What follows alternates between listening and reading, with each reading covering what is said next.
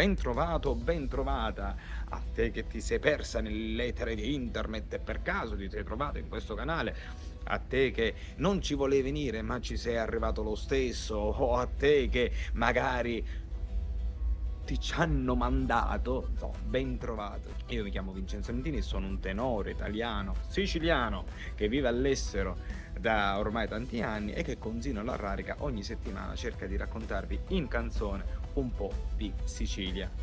Dopo la mia Sicilia, il primo brano, ricordo il testo scritto da Nino Barone e musicato da me e interpretato da me, questa settimana vi voglio presentare un'altra canzone, come ogni settimana, e voglio parlarvi di una leggenda, la leggenda di Serisso. Ora, chi era Serisso? Serisso era un pirata che pirateggiava nel periodo borbonico.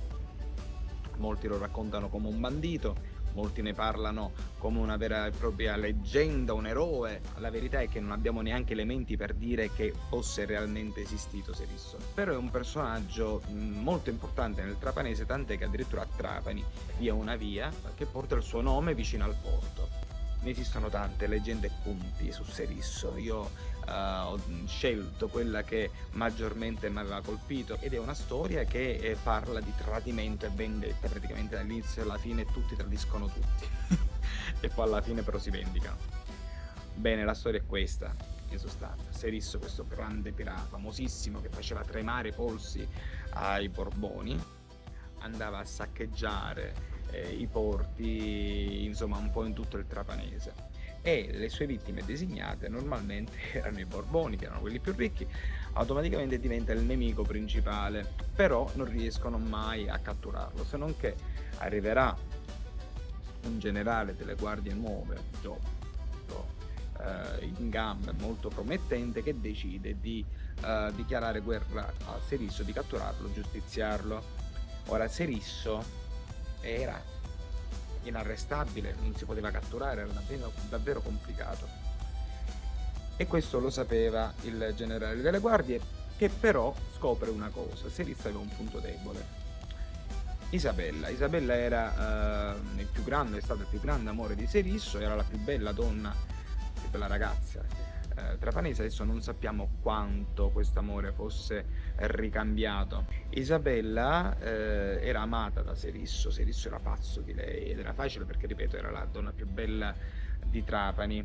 Lei era legata a lui, però parliamo anche di un periodo in cui la donna non si poteva sottrarre alle avance di un uomo così importante, ingombrante, ecco, ingombrante. E soprattutto che parliamo di un bandito, perché era un pirata, quindi non sappiamo in fin dei conti se fosse più o meno costretta o veramente lei volesse stare con Serisso.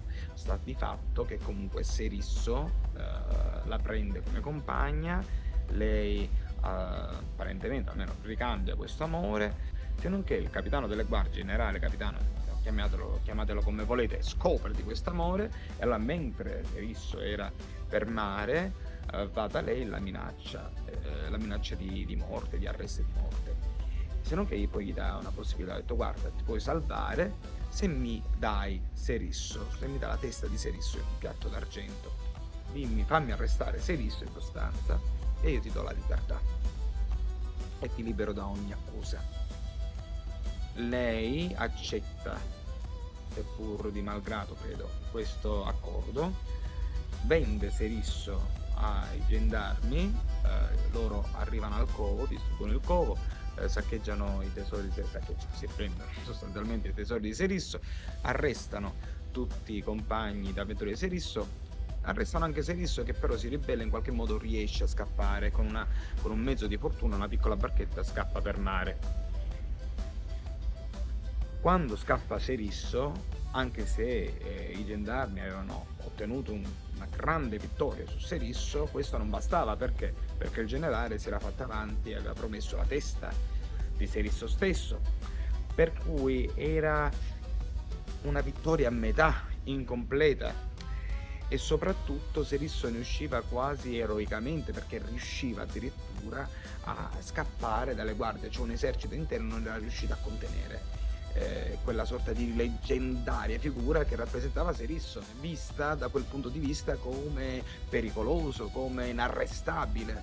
e quindi dovevano ottenere un'altra vittoria su Serisso.